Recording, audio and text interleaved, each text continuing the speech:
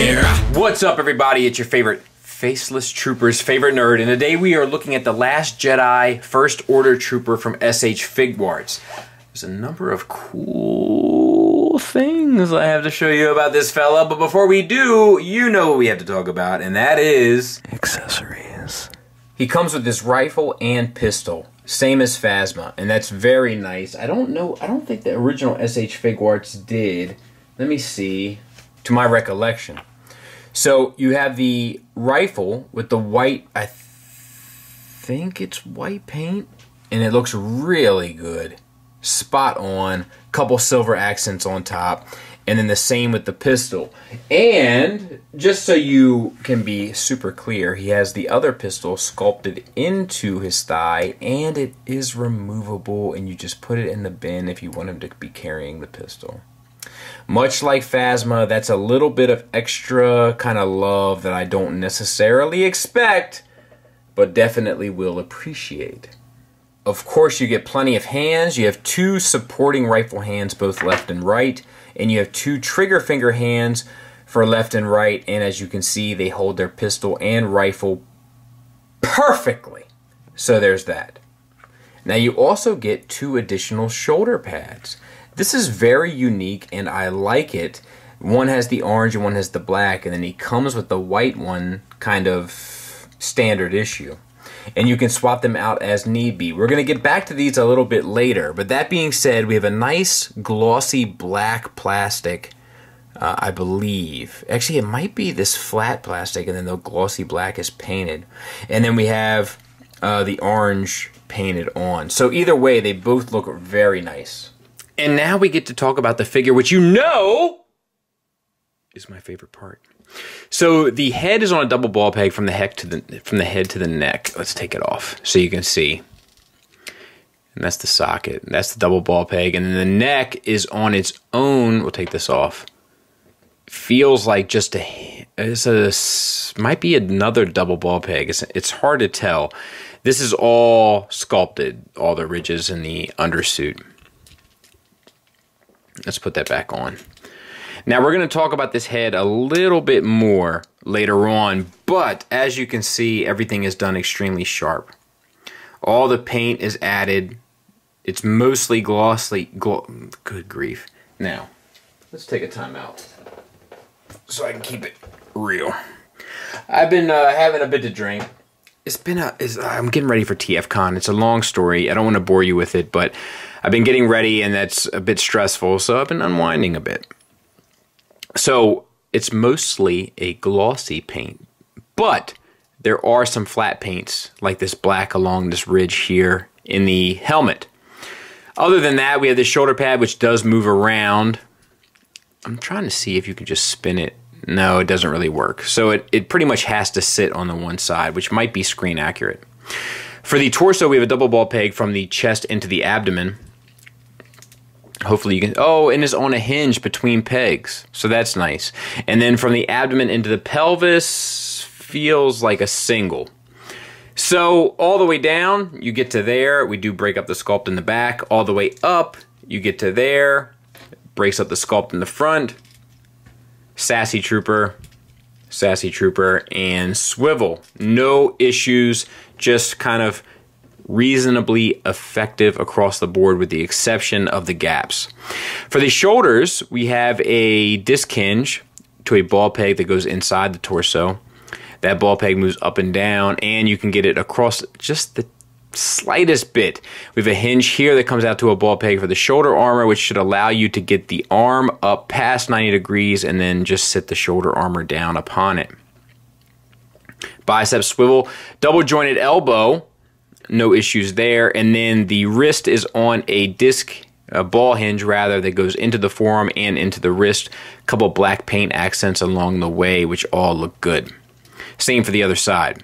So, much like the first release, all of these little pouches are on their own individual hinges, so they can get out of the way to allow for your universal joints, which are down here, to get all the way up,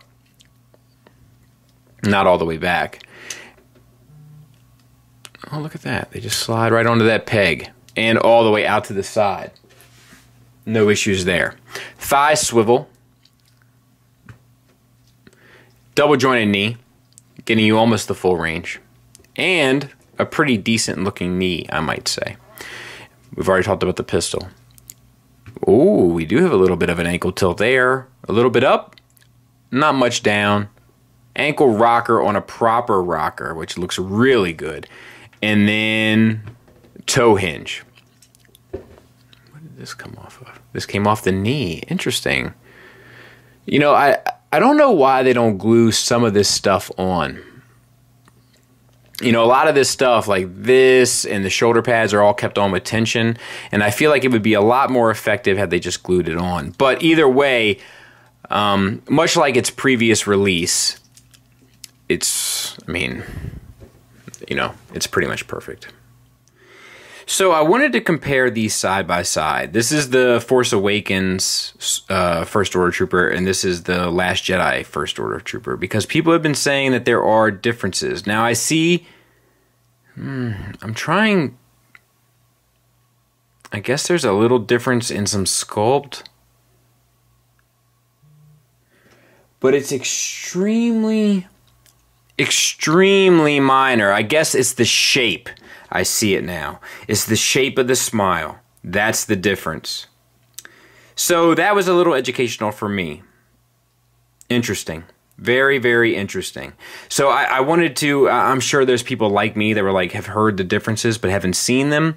So if you see the smile, it's a little narrow around the corners, whereas this one is kind of parallel around the corners. And that seems to be the most major difference.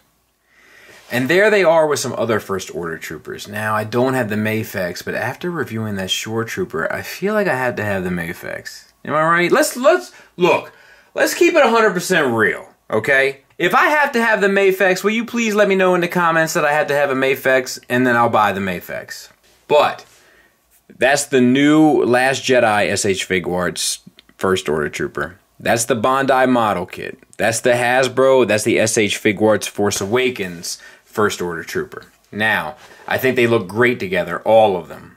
That being said, let me show you something else. And that is that they are interchangeable amongst the other options. So this is the Hasbro First Order Trooper with the SH Figuarts shoulder pad, and that's the Bondi kit with the SH Figuarts shoulder pad.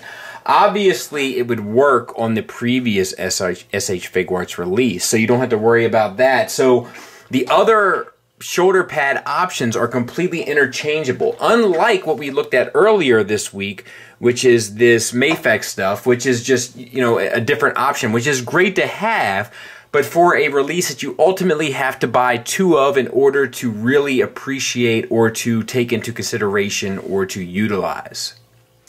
And as you can see, you can never really have enough troopers. They look great all together. The little shoulder pads offer enough variation where it makes things interesting and kind of breaks up your collection. I actually have Justin Catfish on the phone. He's host of a podcast called TKO Totally Knocked Off, which is a Transformers podcast, which I know might not be exactly what you were expecting on a video like this, but he's here nonetheless. Justin, say what's up.